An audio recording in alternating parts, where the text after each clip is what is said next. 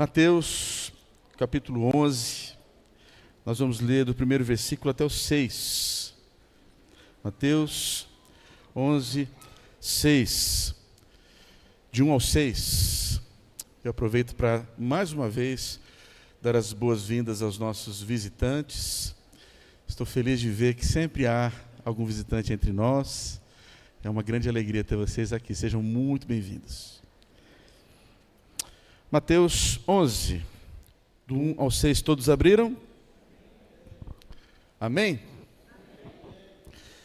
A palavra de Deus diz assim: quando acabou de instruir seus 12 discípulos, Jesus saiu para ensinar e pregar nas cidades da Galileia. João, ao ouvir na prisão o que Cristo estava fazendo, enviou seus discípulos para lhe perguntarem: és tu aquele que haveria de vir, ou devemos esperar algum outro?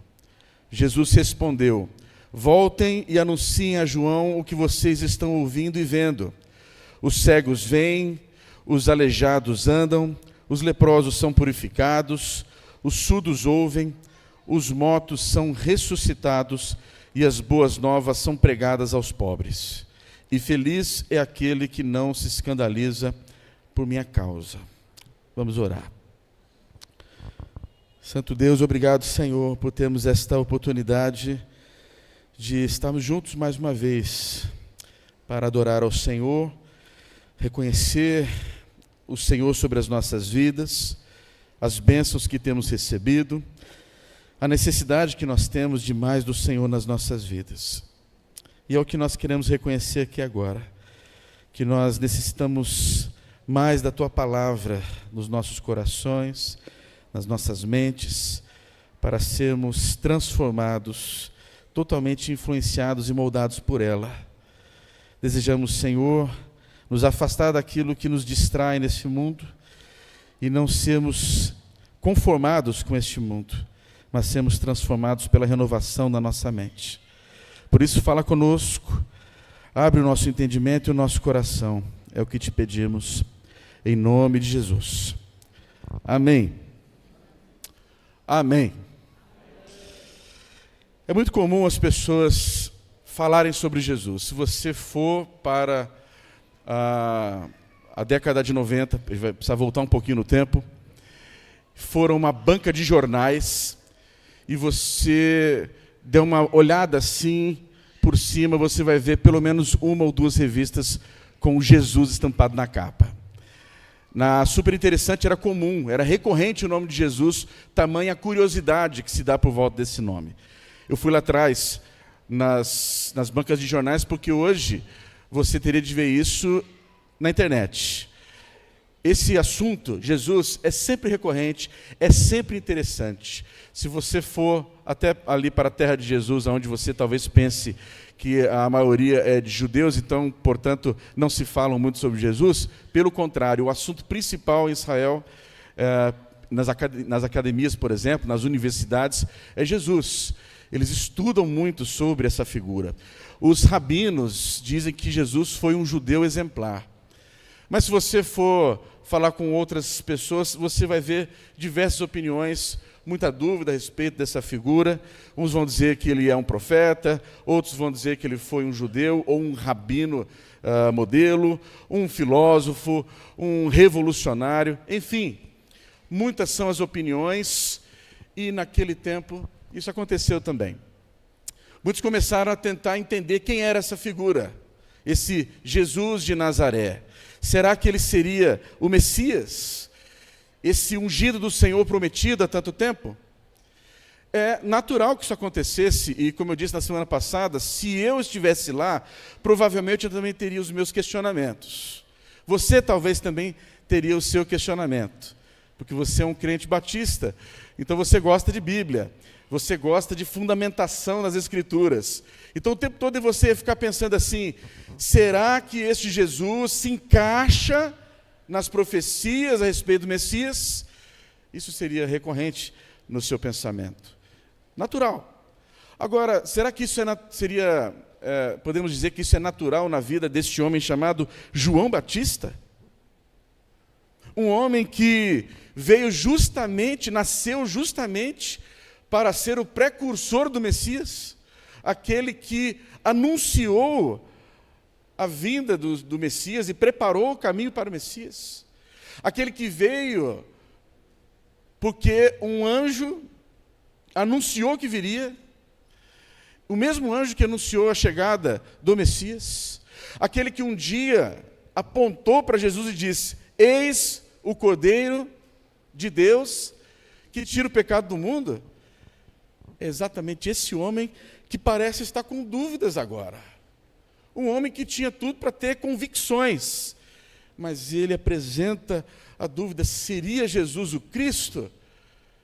Aí eu pergunto para você, será que Jesus é de fato o ungido do Senhor, o Messias? Será que nós podemos crer nele? Pensando aqui, na dúvida de João, eu extraio pelo menos 3 lições para mim. Eu espero que sirva para você também. Primeiro, é necessário discernir o tempo. É necessário entender o momento histórico em que nós estamos vivendo.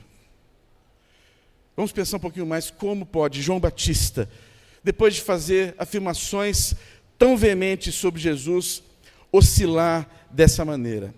Vamos ao contexto.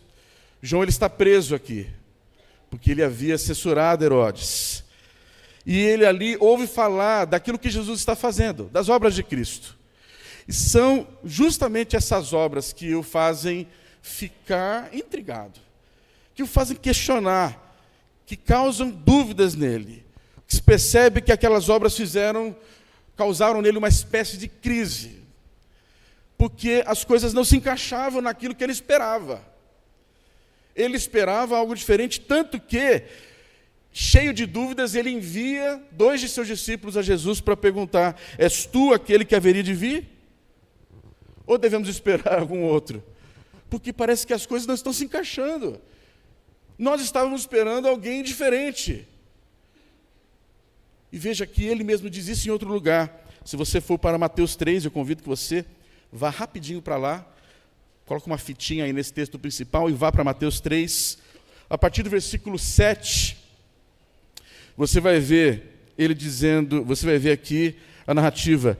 Quando viu que muitos fariseus e saduceus vinham para onde ele estava batizando, disse-lhes: raça de víboras, quem lhes deu a ideia de fugir da ira que se aproxima? Veja aqui a perspectiva de João Batista. Deem fruto que mostre arrependimento. Não pensem que vocês podem dizer a si mesmos: Abraão é nosso pai. Pois eu lhes digo que destas pedras Deus pode fazer surgir filhos a Abraão. O machado já está posto à raiz das árvores, e toda árvore que não der bom fruto será cortada e lançada ao fogo. Eu os batizo com água para arrependimento. Mas depois de mim, ele referindo-se a Jesus, o Messias, vem alguém mais poderoso do que eu, tanto que eu não sou digno nem de levar as suas sandálias. Ele os batizará com o Espírito Santo e com fogo. Aqui alguns pensam que tem a ver com fervor espiritual. Não, é juízo mesmo. Aqui é Espírito Santo e com juízo. Ele traz a pá em sua mão e limpará a sua eira, juntando o seu trigo no celeiro, mas queimará a palha com fogo que nunca se apaga. Percebe aqui a expectativa de João, o que ele esperava? E era natural que esperasse isso, porque haviam profecias que falavam disso. Eles estavam mais uma vez debaixo de opressão. Mais uma vez o povo judeu estava ali debaixo de um governo opressor, de alguém que estava acima deles, o Império Romano. E a expectativa é: o Messias vai chegar. Vocês estão nos oprimindo, mas o Messias está chegando. O Messias está chegando. O Messias está chegando. E essa era a expectativa deles, o tempo todo, pensando: estamos sofrendo, está doendo. Mas o Messias está chegando, porque Jesus, esse nome é revelado depois. Mas o Cristo há de chegar. E quando ele chegar, aí eu quero ver. Por quê? Porque é o filho de Davi. É o guerreiro. É o rei majestoso. É o justo juiz de toda a terra, que vai governar com cetro de ferro. E vai restaurar o reino para nós. Aí João vê que Jesus vai numa direção muito diferente. Ele cura os enfermos, ele se emociona, se compadece, ele chora, ele demonstra aquilo que para muitos seria considerado fragilidade. Jesus, ele permite que o seu precursor, João Batista, seja preso. E ele fica cheio de dúvidas. Não é à toa, irmãos, que os judeus não receberam Jesus como deveria receber. Porque eles não conseguiram entender, assim como João Batista. Se João Batista não entendeu. Porque eles esperavam um Messias bélico, militar. E eles não perceberam que Jesus era o Messias, sim. Só que, na sua primeira vinda, o Messias tinha um tipo de foco que era para o bem daquele povo e para o bem de todos nós, e eles não perceberam. Porque naquele momento era a oportunidade da misericórdia, era o tempo da graça, era o tempo de salvação. Jesus não veio para julgar, ele veio para salvar. Talvez você pense assim, como é que essas pessoas não perceberam isso? Que tolos eles foram em não perceber que Jesus era o Messias bem diante deles. Eu sugiro que você não pense assim, porque nós mesmos, muitas vezes caímos no mesmo erro, porque nós, muitas vezes, não discernimos o tempo. Muitas vezes nós entendemos parte daquilo que está nas Escrituras Sagradas para a nossa conveniência. Deus, ele é grande, Deus é bondoso, Deus cuida de nós, Deus nos dará vitória. Amém. Mas nós ainda vivemos nessa terra, sim ou não? Nós ainda vivemos num tempo em que, infelizmente, o sofrimento é presente, e por nossa culpa. Não coloca no lombo de Deus, não. Toda boa dádiva vem de Deus. Mas tudo aquilo que a gente sofre aqui, vem de nós mesmos, porque é do pecado que vem o caos. Por que o céu vai ser maravilhoso? Não haverá pecado. E aí será lindo, maravilhoso. Mas enquanto vivemos aqui, nós ainda haveremos de passar por uma série de sofrimentos. E quando passamos, nós entramos em crise, porque a gente pensa, poxa, a gente não tem um Deus sobre a nossa vida? Cadê o Deus Todo-Poderoso para nos guardar e cuidar da gente? Estamos sofrendo aqui em Jerusalém, o Império Romano continua nos oprimindo. Cadê o Messias? É a mesma crise. Irmãos, até os discípulos passaram por essa crise. Depois da ressurreição de Jesus, quando eles viram essa vitória extraordinária, em vez de entenderem o principal significado daquela vitória sobre a morte, a vitória sobre a condenação eterna, e a vida eterna que estava agora ali, provada diante deles, eles fizeram uma pergunta: é agora que o Senhor vai restaurar o reino? Depois de tudo aquilo, eles parecem que entraram nesse movimento cíclico. É agora, né?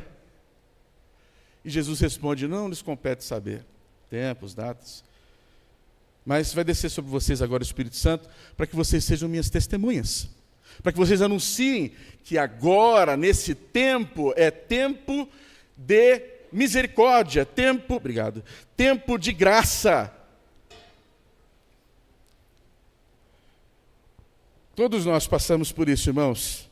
Eu, enquanto pensava nisso aqui, eu lembrava de uma história da nossa família. História que eu também já passei.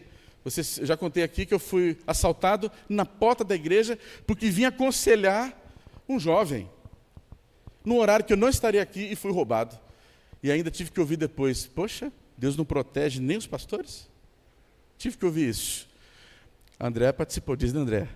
A arma foi nas suas costas ou foi na da Rosa? Sempre me esqueço. Da Rosa, né? Olha que beleza. Mas houve um episódio da nossa família.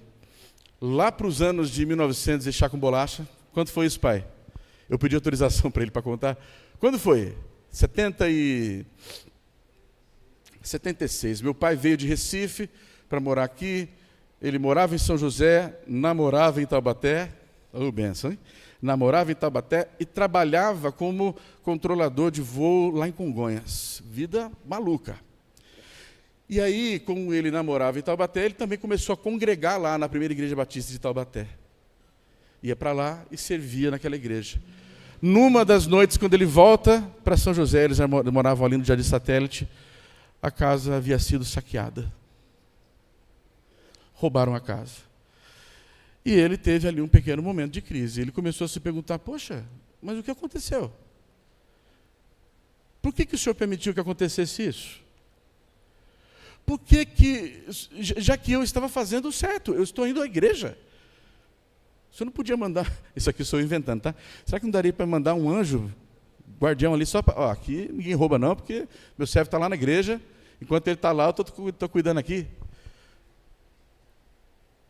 E ele teve uma certa crise, porque as coisas pareciam não se encaixar naquele momento para ele. Hoje, já maduro, ele entende muito do que aconteceu na vida dele lá atrás, e ele glorifica a Deus, mas naquele momento, preso naquela visão dos fatos, e na perspectiva que ele tinha de Deus, ele passou por uma crise. Senhor, por que isso aconteceu? Veja, isso é comum. João Batista, os discípulos não discerniram o tempo, e muitas vezes nós não discernimos o tempo. Quando a dor chega, nós nos questionamos. Mas é justamente nesse momento que nós precisamos nos lembrar aquilo que nós gostamos de cantar, que Deus continua sendo bom. E dele continua sendo Deus, ele continua sendo poderoso, ele continua sendo bom, mas nós precisamos discernir os tempos. Quando nós olhamos para essa fala de Jesus, é como se ele dissesse, olha, de fato, todos vocês vão experimentar essa redenção plena. Esse dia vai chegar, mas ainda não. Este dia vai chegar, o dia da restauração, o dia do triunfo, da alegria completa, vai chegar. O dia desta felicidade definitiva vai chegar, mas ainda não. Por quê? Porque hoje é tempo de oportunidade. Hoje é tempo de misericórdia. Hoje é tempo de salvação. Hoje é tempo de fé. É o dia de você exercer a sua confiança plena no caráter bondoso de Deus, mesmo quando a porta bate na sua cara. Aliás, é aí que você é provado. É aí que se vê um crente verdadeiro. Porque enquanto tudo vai bem, é fácil. Agora, glorificar a Deus no dia difícil, aí é que é difícil. Entendem? Aqui a gente pode já compreender algumas lições muito importantes. Jesus, ele não veio para julgar, ele veio para salvar. Mas há aqui algumas implicações que você precisa considerar. A primeira delas é, o tempo do juízo, ele é certo. Ele vai acontecer, ainda que não seja agora. O tempo do juízo, ele vai acontecer e vai alcançar todos. Todos nós vamos passar por esse dia. Todos nós vamos passar por esse crivo. Ainda não é o tempo, mas ele é certo. E aqui cabe você considerar a grande oportunidade que você tem. Hoje é o tempo da rendição. Hoje é o tempo de aceitar, crer no Senhor Jesus. Segunda implicação aqui, o tempo da restauração também não chegou. O que significa dizer que os sofrimentos ainda serão uma realidade. Parênteses aqui. São poucos os pastores que falam sobre isso nos dias de hoje. Eu acho muito interessante que eu falo disso aqui com vocês. Eu insisto nesse ponto, de dizer que os dias serão difíceis, as aflições serão uma realidade, e vocês continuam vindo. Eu fico feliz com isso, porque isso sinaliza que vocês preferem a verdade da palavra, não a ilusão de muitas das pregações triunfalistas que existem por aí. Fecha parênteses. O tempo de restauração ainda não chegou. Os sofrimentos ainda fazem parte da nossa vida. Mas nós podemos ter a certeza de que esse tempo vai chegar. E ele vai sobrepassar qualquer sofrimento do tempo presente. Amém? A terceira implicação aqui diante disso que a gente está considerando aqui, creia. Mantenha a sua esperança. Nutra a sua fé. E professe a sua fé enquanto você aguarda. Amém? Segunda lição que eu extraio aqui, está no versículo 4. Veja aí. Jesus respondeu: voltem e anunciem a João o que vocês estão ouvindo e vendo. A segunda lição que eu aprendo aqui, na dúvida de João, é que as obras de Jesus já provaram quem ele é. As obras de Jesus já demonstram que ele é o Messias prometido, sim.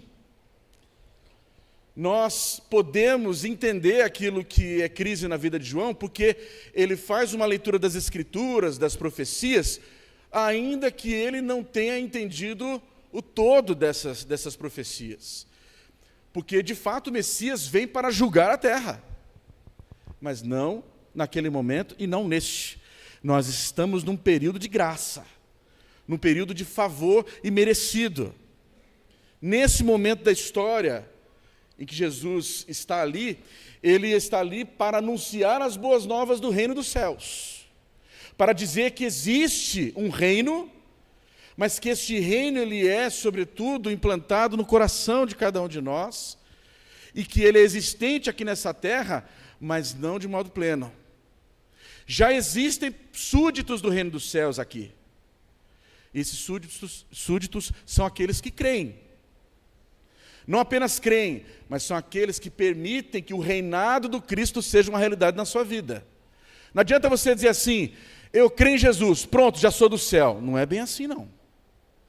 É crer de todo o coração, é confessar com os lábios, é manifestar através da vida esta fé operosa, uma fé que faz acontecer, que se manifesta nos dias bons, nos dias ruins, aqui dentro que é gostoso, mas também lá fora onde há perseguição, oposição. Jesus anuncia este reino. E onde é que nós podemos perceber um sinal do reino dos céus? É sempre bom voltar nesse ponto. Pensando aqui nas pessoas que moram nesse bairro. Se elas se perguntassem umas às outras: o reino dos céus já está entre nós? Sim. Onde é que a gente consegue perceber isso? Olha, ali tem uma igreja, na última rua de Santa Inês 2, e se reúne um povo que já se submete a esse rei com alegria, que buscam em primeiro lugar o reino de Deus e a sua justiça, porque entende que o resto lhes é acrescentado. Não vivem ansiosos, não tem medo de qualquer coisa, porque há um pastor sobre as suas vidas. Já pensou alguém dando um testemunho desse a respeito de você e de nós? Que coisa extraordinária. Jesus ele veio para isso, anunciar que há um reino dos céus. Agora, para demonstrar que este reino de fato estava ali, sendo inaugurado, ele faz sinais, maravilhas, ele cura uma série de pessoas, para demonstrar o poder do reino, para demonstrar a autoridade dos céus que estava sobre eles. Ele cura, ele resolve os problemas imediatos, apontando para algo muito maior. E aí ele apresenta uma lista a partir do versículo 4, para que João e também os ouvintes entendessem que as profecias estavam se cumprindo nele, que o Messias haveria de fazer aquilo. Veja só, ele fala sobre cegos. E você sabe que só Deus, naquele momento, a concepção que se tinha é que só Deus pode reverter uma maldição divina, e ser cego, principalmente cego de nascença, era maldição divina. Os coxos, o milagre visível, extraordinário. Parênteses aqui de novo.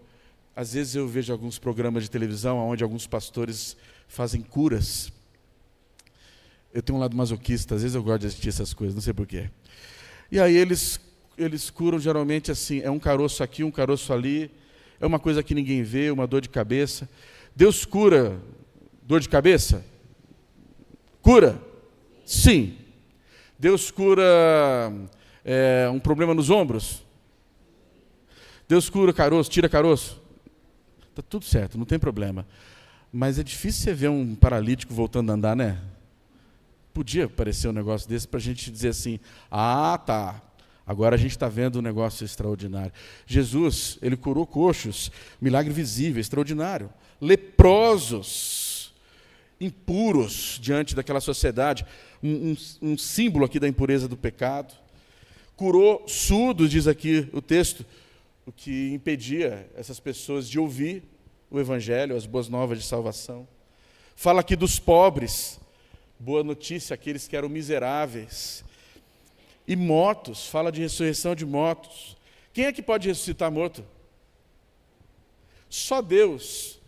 E estava ali, aquele que é a ressurreição e a vida, o autor da vida, o Senhor Jesus.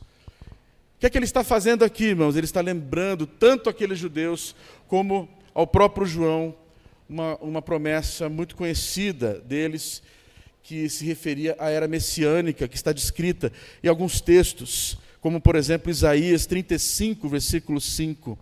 Então se abrirão os olhos dos cegos e se destaparão os ouvidos dos surdos. Então os coxos saltarão como cervo e a língua do mudo cantará de alegria.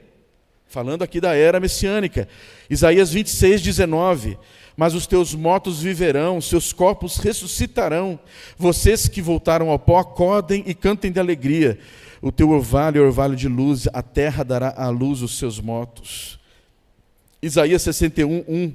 O Espírito, isso aqui é bem conhecido, o Espírito do soberano Senhor está sobre mim, porque o Senhor ungiu-me para levar boas notícias aos pobres, enviou-me para cuidar dos que estão com o coração quebrantado, anunciar a liberdade aos cativos e libertação das trevas aos prisioneiros. O que eu estou colocando aqui para vocês? Ainda que João Batista e vamos colocar aqui, talvez uma vasta maioria dos judeus tivesse uma expectativa de um Messias guerreiro, um juiz de toda a terra, nós podemos verificar que são várias as profecias que demonstram que a era messiânica seria carregada de graça. É perceptível aqui que as obras que Jesus realizou são exatamente aquelas que foram previstas, de acordo com o propósito divino para aquele tempo. Por isso que é importante você aprender a discernir o tempo em que você vive, mas também a perceber que, de fato, em Jesus nós temos testificação por meio das suas obras, que Ele é o Messias prometido, sim, porque Ele cumpre profecias messiânicas. Tudo aquilo que é prometido se cumpre em Jesus. A palavra de Deus, ela é fidedigna. A nossa não é, a gente sabe disso. Quantas vezes você já marcou um compromisso e chegou atrasado? Já aconteceu com você? Jesus não chega atrasado. Quantas vezes você foi impedido de cumprir um compromisso? A palavra de Deus diz, agindo eu, quem impedirá? Ninguém pode impedir o agir de Deus. Quantas vezes a sua palavra já foi posta em dúvida? Mas quando nós olhamos para a palavra de Deus, nós podemos confiar, porque nós temos um Deus que zela pela sua palavra para a cumprir.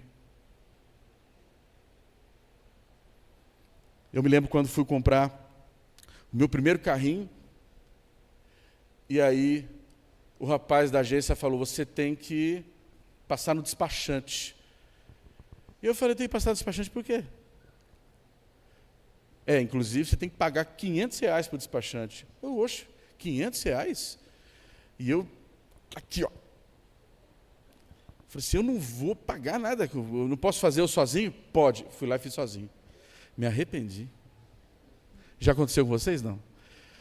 Porque é carimbo aqui, é documento ali, é taxa que paga lá, e vai, e volta, e vai, e volta, e vai, e volta. É burocracia demais. Por que precisa de tudo isso? Porque a minha palavra não vale. Não vale nada. Eu preciso de carimbos. Eu preciso que o Estado, ou o Estado precisa, se certificar que aquilo que eu digo de fato vai acontecer. Que aquela assinatura é minha, que eu preciso assinar, mas eu preciso do carimbo, eu preciso do reconhecimento do cartório. O carro é meu mesmo, mas eu preciso de documento que diga que o carro é meu. A minha palavra dizer, o carro é meu, eu comprei. Não adianta. Precisa do documento que eu paguei para ter, eu tenho que pagar. Olha que coisa louca. Eu tenho que pagar para o governo acreditar que a minha palavra é verdadeira. É meio confuso isso, né? E eu pago uma vez só? Eu pago o tempo todo. O tempo todo eu pago. E burocracia, tudo por quê? Porque a minha palavra não vale. Eu posso jurar de pé junto. É minha palavra de honra que eu estou dando. Não vão acreditar. E por que não vão acreditar? Porque, de fato, o homem ele é falho, ele não consegue sustentar a sua palavra. E se você está falando de um homem brasileiro, então, aí acabou tudo mesmo. Que a gente é bom em mentir mesmo. A gente que eu falo é lá fora. Aqui dentro só tem gente que fala a verdade. Amém? Vamos seguir nessa meta aí. Vamos ter esse objetivo de vida. Não é o mesmo com Deus. Se Deus falou, está falado. Se Ele diz que vai acontecer, vai acontecer. Mesmo que a gente não entenda porque não aconteceu ainda, vai acontecer e no tempo dEle. A gente pode não entender porque não aconteceu, a gente pode questionar, mas vai acontecer no tempo dEle, e o tempo dEle é o melhor. É o tempo de Deus. E a gente precisa crer. Seguindo e finalizando. Veja o versículo 6. Feliz é aquele que não se escandaliza por minha causa. Terceira lição que eu digo aqui é: felizes os que aceitam as obras de Jesus. Para João as coisas não faziam sentido, assim como muitas das coisas que acontecem na nossa vida não fazem sentido. Não é que João não acreditasse em Jesus. Eu fico tentando me colocar no lugar de João, com tudo aquilo que ele recebeu. Ele acreditava em Jesus. Ele sabia que era o Messias. Mas como as coisas não se encaixavam por conta da visão turbada dele. Vamos trocar a palavra turbada. Turbada, todo mundo entendeu? Visão turva, sim. Embaçada. Boa, melhor. Por não ter clareza, por não ter compreensão completa, por não ter o quadro completo, ele tem dúvidas, ele não entende o que está acontecendo, porque certas coisas não estão acontecendo, se vão acontecer, ou se devem esperar algum outro. Ele está confuso. Eu volto aqui e convido você a pensar com João, para que você não julgue João. Tente se colocar no lugar de João. A palavra diz que quando o Messias chegar, ele será o juiz de toda a terra. Ou seja, aquilo que é maldade vai ser extirpado daqui. Aquele que faz coisas ruins, esse vai receber, finalmente, a sua pena. Aí chega Jesus, chega este que é o Messias, e em vez de julgar o ímpio, ele fala de misericórdia. Ele fala de graça. Ele perdoa o pior tipo de gente. Como é que o Messias é capaz de se sentar com os piores tipos de pecadores daquela época? Adúlteras, prostitutas, traidores do povo de Deus, os publicanos, que cobravam impostos para o Império Romano. E Jesus se senta com esses. João não está entendendo o que está acontecendo. Como é que o justo juiz de toda a terra não faz a justiça se cumprir? Vamos tentar pensar, mais uma vez, na figura daquele que é um agente da justiça, um policial. Tem um policial aqui, e ele vê um estupro acontecendo lá no meio daquele caminho. E em vez de agir, ele fica parado conversando. Qual seria a sua reação? Você ficaria indignado. Você é um policial, você tem que fazer alguma coisa. Você é um agente da justiça, não é? Essa é a primeira reação de cada um de nós, e está certíssima. O crime não pode ser banalizado. Aquilo que é pecado precisa ser punido. Não é possível o juiz de toda a terra deixar passar um pecado sequer. Cada pecado que você cometeu merece condenação eterna. O que está acontecendo aqui então, gente? A solução de Deus, que é o Deus de amor, de um amor que a gente não consegue mensurar. Um Deus que nos amou a todos nós, todos os pecadores que estão aqui, dos mais diferentes níveis. A solução dele foi punir todos estes pecados em Jesus. Jesus, ele está agindo com misericórdia aqui, mas ele está aqui dizendo, olha, eu estou pronto a carregar em mim cada um dos pecados que vocês cometeram. Pecados que os seus antepassados e daqueles que ainda virão. Jesus morreu na cruz, carregando os nossos pecados, todos eles. E agora a misericórdia é possível. Não fosse isso, nós teríamos que nos deparar com a justiça de Deus, com a ira santa de Deus vindo na nossa direção. Aí sim, eu ia querer ver a reação de vocês. Uma locomotiva vindo na sua direção com toda a ira de Deus, porque você merece, eu também. Mas Jesus veio para anunciar, pessoal, é possível reconciliar-se com Deus. É possível ter paz com Deus. É possível encontrar-se com o perdão, porque eu vim trazer a mensagem de graça e de salvação. E felizes são aqueles que não se escandalizam nisso. Felizes são aqueles que, mesmo sem entender, aceitam, creiam e descansam nisso. Nesta obra que eu estou realizando. Não é tão fácil assim. E eu penso em João, sem julgar o nosso querido irmão João Batista. Porque provavelmente se eu estivesse no lugar dele, eu teria a mesma reação. Quando eu passar por crises mais pesadas da minha vida, provavelmente eu vou balançar. Eu não sou super-homem. Mas aí a gente aprende que como crentes a gente não pode manifestar nenhum tipo de fraqueza, porque a gente tem que manifestar fé. Não é isso? Sim, nós temos fé, porém Deus ajuda-me na minha incredulidade. Não é isso que nós temos aprendido? Nós temos fé no Senhor e Ele de fato é digno da nossa fé, mas nós somos seres humanos falhos. E quando a crise chega, nem sempre nós reagimos da melhor maneira. Por isso que nós precisamos tanto de Deus. Por isso que nós precisamos tanto da igreja, uns dos outros. No dia que você fraquejar, meu irmão, conte comigo. Conte com a irmã Vilma, com o irmão Carlos, conte com o Rafael, com o irmão Nelson. A gente vai chegar na sua casa, a irmã Valdecira, vamos orar por você. E vamos tentar ajudar você naquilo que a gente puder. Estamos juntos, somos uma família. Amém? Precisamos uns dos outros, porque muitas vezes não compreendemos o que acontece e a crise se estabelece. Mas juntos, orando uns pelos outros, recebendo ministração uns dos outros, nós somos lembrados do Deus grande que nós temos.